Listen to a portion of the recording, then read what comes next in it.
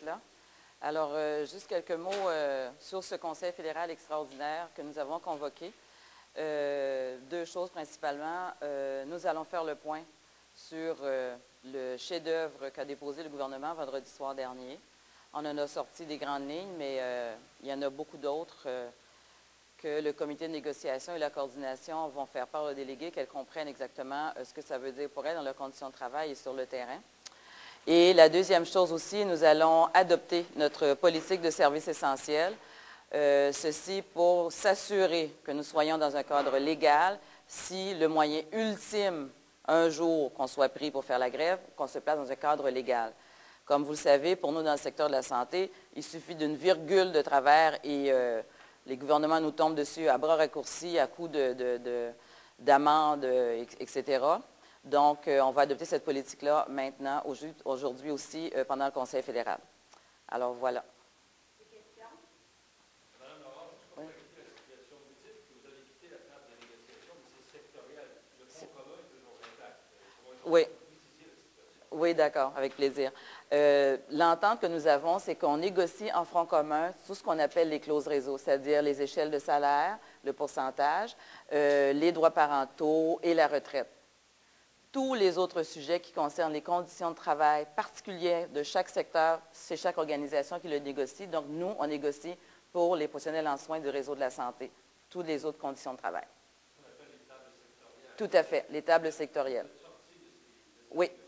Oui, on a quitté la table sectorielle. C'est le choix qu'a fait le comité de négociation de la Fédération et, je l'ai répété tout à l'heure, c'était l'unique décision à prendre, c'était de quitter. Est-ce que les tables sectorielles, vous êtes aussi en situation de front commun? Parce que les autres syndicats ont décidé, eux, de rester si tant est qu'ils se réunissent.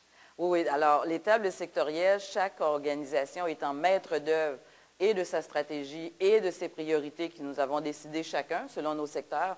Donc, c'est tout à fait normal que nous ayons un dépôt que nous avions qualifié d'odieux par le comité de négociation. On a fait le choix de quitter et d'autres ont fait le choix ou de prendre une certaine distance ou de continuer à réfléchir pour voir ce qu'ils vont faire dans les prochains jours parce que ce n'est pas plus jojo. C'est pire dans la santé, mais ce n'est pas jojo nulle part. Est-ce que vous serez présente à la réunion ce soir avec les ministres, vous ou les représentants de la Fédération? Je serai présente. Je serai présente à la rencontre avec Mme Gagnon-Tremblay, M. Bolduc et Mme Courchaine. C'est impératif pour nous, cette rencontre-là, parce que comme il n'y a pas de mandat réel de négociation à la table sectorielle pour la Fédération, autre que des récupérations, alors c'est impératif cette rencontre politique-là. Dans cette question des services essentiels, ça veut dire que vous songez éventuellement des moyens de pression, la grève, vous n'ayez pas le droit, là, mais jusqu'où c'est sérieux la question des moyens de pression? Ça pourrait commencer quand, si c'est le cas? On n'a pas le choix parce que, vous savez, les délais prévus par la loi sont très longs. Alors, il faut qu'on adopte la politique de services essentiels en discussion avec nos délégués. Ensuite, il faut qu'elles aillent le négocier localement avec chacune leur employeur. Ensuite, il faut déposer tout ça au Conseil des services essentiels. Et ensuite, le Conseil des services essentiels doit nous répondre. Donc, mettez au moins 90 à 120 jours avant qu'on arrive à un cadre légal. Alors, on est loin de là, mais comme vous comprenez, les délais sont très longs. On ne peut pas être pris de court. Donc, il faut commencer maintenant.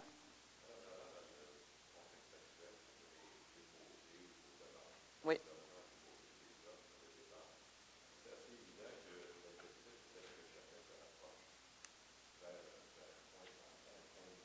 Mm-hmm.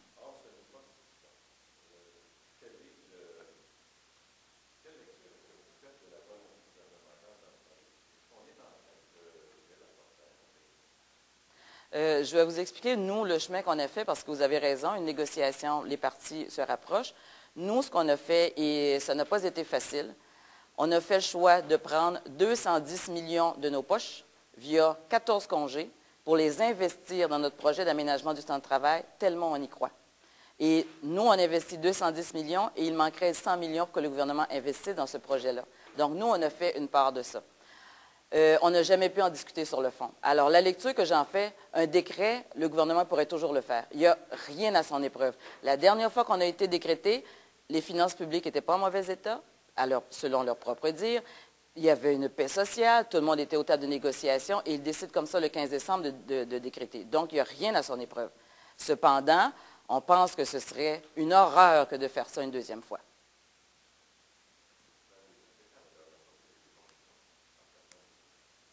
Ça date de 99. 98-99, et à ce moment-là, nous avions dû faire des moyens de pression. C'était d'arrêter de faire du temps supplémentaire et tout était bloqué.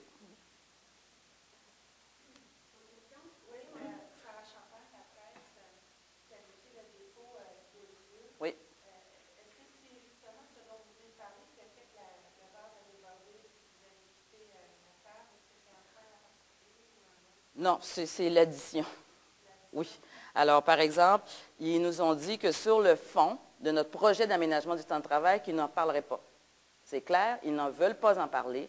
Alors, s'ils avaient pris la peine d'aller sur le fond, de dire, écoutez, est-ce qu'on peut le réaménager autrement, etc., on aurait écouté. Ils nous ont dit non. Ils nous ont dit clairement aussi vendredi que jamais, jamais ils ne toucheraient aux entreprises privées d'agence. Or, pour nous, c'est primordial. Parce que si on ne ramène pas les professionnels en soins dans le réseau public, on continue, on va vers un mur. Il y a aussi tout ce qui a été de nos conditions de travail. Alors, ce qu'il nous dit, on va vous enlever de vos congés de maladie, mais vous n'avez rien en échange. Ils nous ont dit, et je suis assez vieille pour savoir que ça a pris 20 ans pour qu'on puisse être payé à taux et demi à Noël ou au jour de l'an, et c'est récent qu'on l'a. Ils nous ont dit, maintenant, on va évaluer si on ne mettra pas des conditions pour que vous l'ayez. L'autre horreur, c'est qu'ils nous disent maintenant qu'on pourrait avoir des postes où vous êtes calculé sur 35 à 40 heures. Donc, votre quart de travail, mettons le lundi, il pourrait durer 16 heures, mais vous n'êtes pas payé en temps supplémentaire parce que vous n'êtes pas rendu au bout de 40 heures sur la semaine. Pire que ça, ils ont mis des postes qui pourraient être annuels. Alors, on va regarder au bout de 3-4 mois, puis on va voir, est-ce que vous avez fait X nombre d'heures? Et si vous avez fait plus que ça, ces heures-là de plus, on va vous les payer en temps supplémentaire. Mais peut-être que vous avez passé 3 mois à travailler plusieurs fois 16 heures, mais jamais payé en temps supplémentaire. Alors, devant des horreurs comme ça, il n'y avait pas d'autre choix que de quitter la table.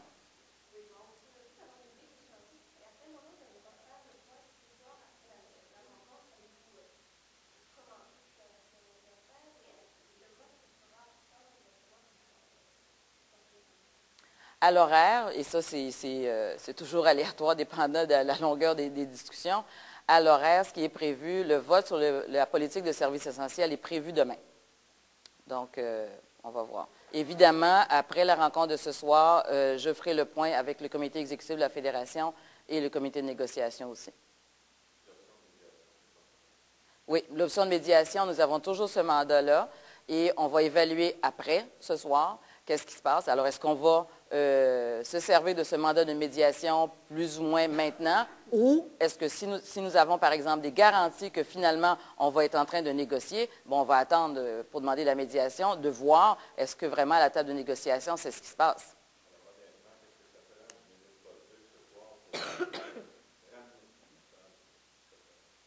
Ça prend une volonté de négocier.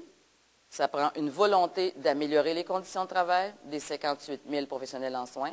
Ça prend une volonté d'arrêter de regarder à court terme, donc de prévoir qu'est-ce qu'on va dire, qu'est-ce quoi le message pour celles qui vont partir dans 3 ans. Est-ce qu'on les laisse toutes partir ou on met des mesures en place pour en garder quelques milliers? Et qu'est-ce qu'on va dire aussi pour les jeunes? Venez maintenant dans nos professions, ce sont des conditions acceptables.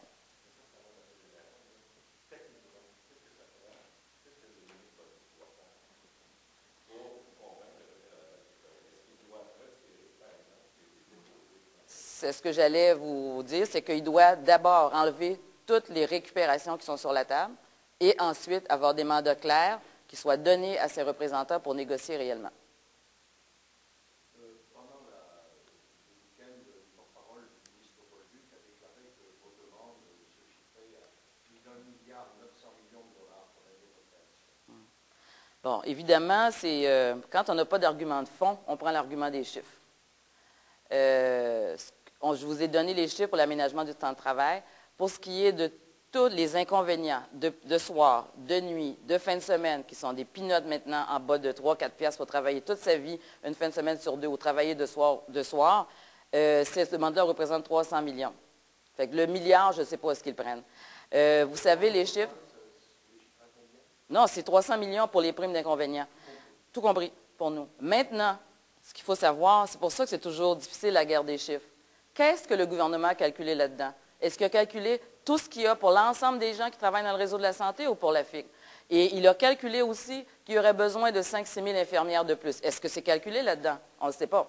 Alors, c'est facile de lancer des chiffres quand on n'est pas capable d'avoir des arguments de fond. Dernière question.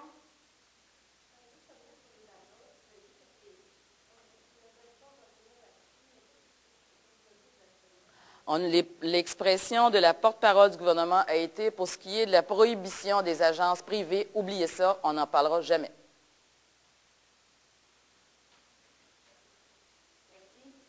Merci.